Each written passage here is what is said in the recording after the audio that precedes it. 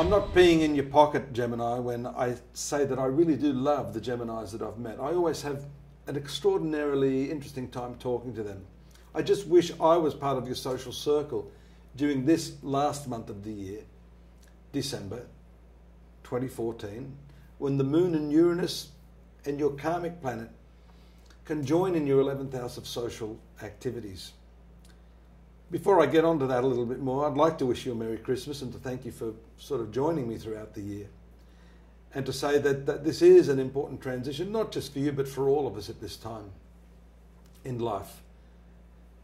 I'm going to talk about 3 or 4 very important transits that cap off the year for you, and the fact that this social moon and then the full moon occurring in your sun sign around the 6th are all indicators of the really bubbly, electric sort of vibration that I'm getting from your star sign for this close of 2014, which is why I really wished I was part of it.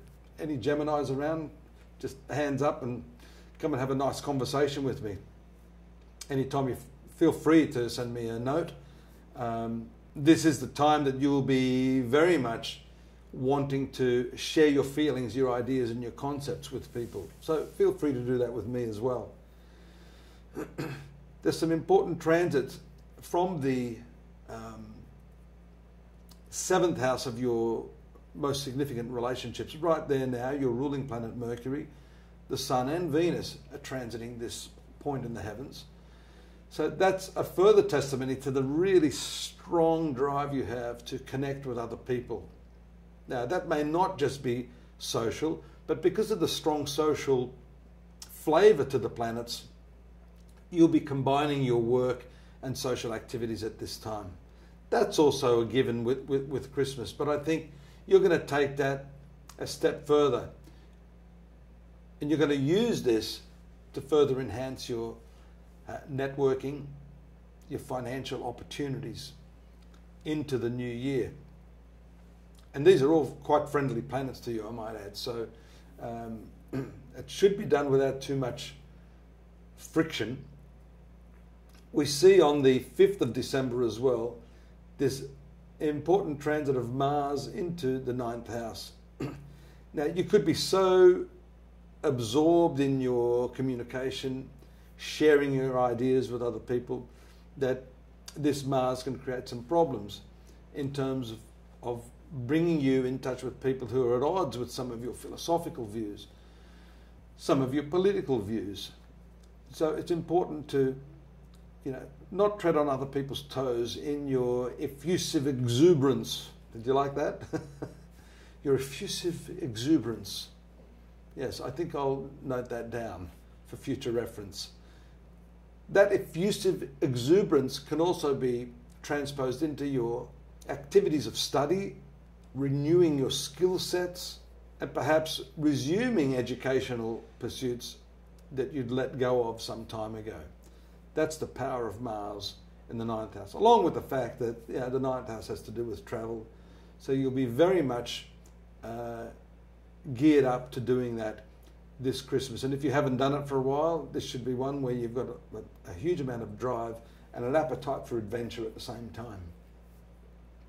On the 11th to the 17th of December, we see the powerful transit of Venus and Mercury into the sign of Capricorn. And this, having Pluto there at the moment, and the conjunction of Venus with that on the 21st, means that those few days leading up to Christmas could be rather tense, I could say rather intense, and there may be differences of opinion as to what sort of gifts to buy, what sort of visitors to have at the family table. So it's best not to wait too late before you work that out, because the last thing you want is to be going into that, I call it the danger zone. When the relatives arrive on the front gate, I normally get my shotgun out. I sort of hide it there just in case someone's out of line. Boom, they're gone, and then I can enjoy the rest of the Christmas meal. Just pull that back maybe a week. If you've got to have discussions about that, about how money is going to be spent, you don't want that to pollute the festive engagements that you've got planned.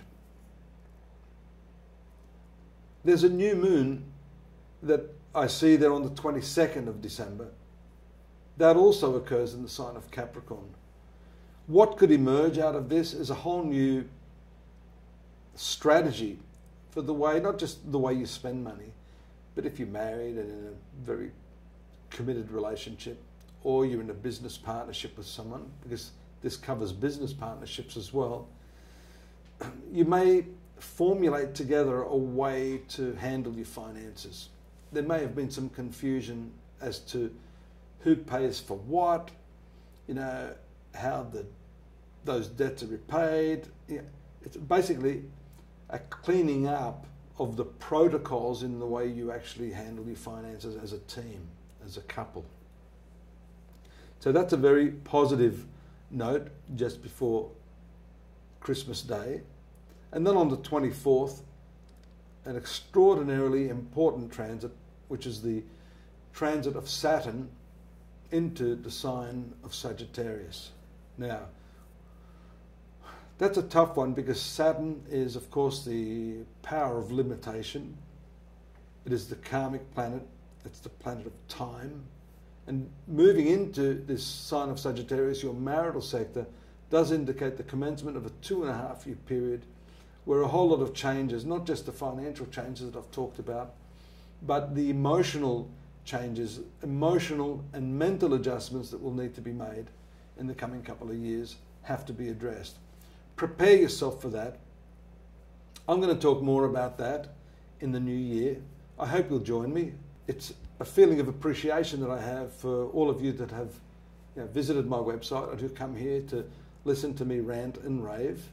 At this time of Christmas, let me thank you again and wish you again the best for the festive season, a safe time during this ending of the year.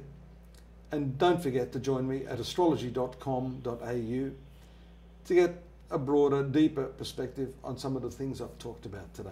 Take care, and I hope to see you next month. Bye-bye.